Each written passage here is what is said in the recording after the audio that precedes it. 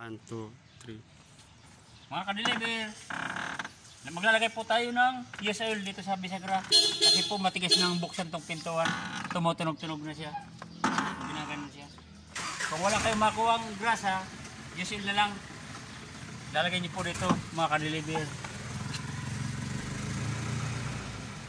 Madali naman lang po yan ka-deliver.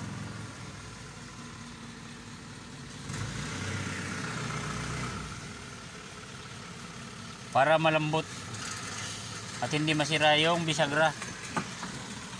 Ganoon lang po ka-deliver. Like and share na lang po sa YouTube channel po, ka-deliver vlog.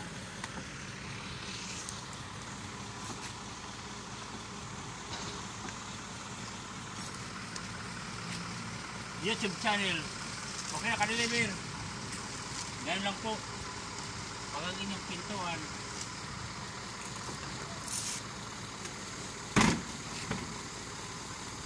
ka-deliver, malambot na.